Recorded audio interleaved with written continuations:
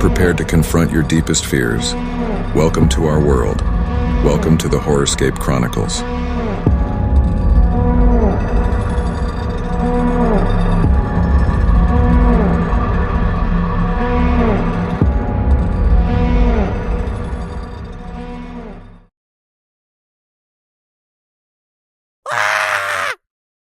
यह कहानी एक गहरी रात की है, जब चांदनी की किरणों ने अपनी चमक से भर दिया था। रात की शांति में एक छोटी सी गांव में एक पुराने हवेली की ओर ध्यान गया। वहां का माहौल उबाऊ और अद्भुत था, जैसे कि किसी अनजाने दुनिया की कहानी का हिस्सा।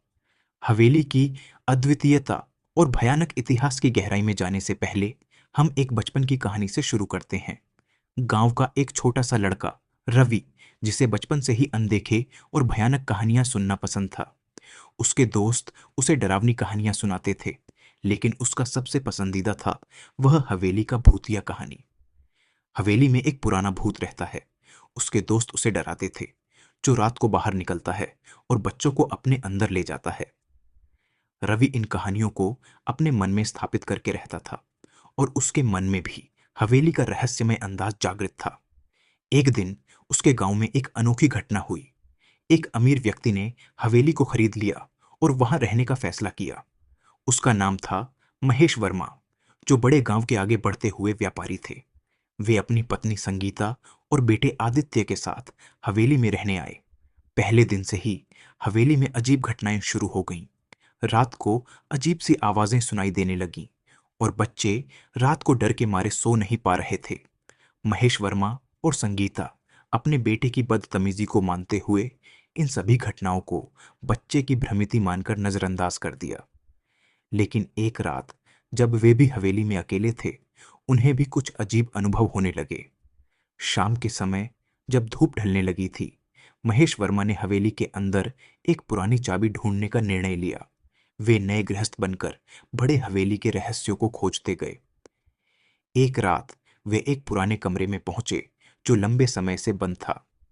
चाबी उनके हाथ में थी, और जब वे दरवाजे को खोलने का प्रयास करते हैं, तो वह चाबी एक ही बार में ब्रेक हो जाती है।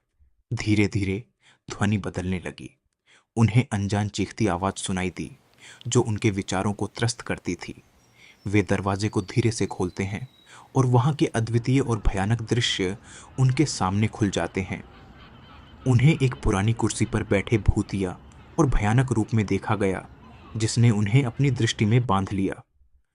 उनकी संगीता की चिल्लाहट और आदित्य की डर से मजबूत होती हुई महेश वर्मा ने दिए बिना हवेली छोड़ी। उन्होंने अपने दोस्तों और गांव के लोगों को इस अनदेखे घटना के बारे में बताया, लेकिन कोई उन्हें विश्वास नहीं किया। इसके बाद से महेश वर्मा और उनका परिवार वहां से दूर रहने लगे, और उस हवेली को उनकी भयानक रहस्यों के साथ छोड़ दिया। दोस्तों, कैसी लगी आपको ये कहानी? अगर अच्छी लगी तो हमारे चैनल को सब्सक्राइब करके बेल आइकॉन दबाना मत भूलना।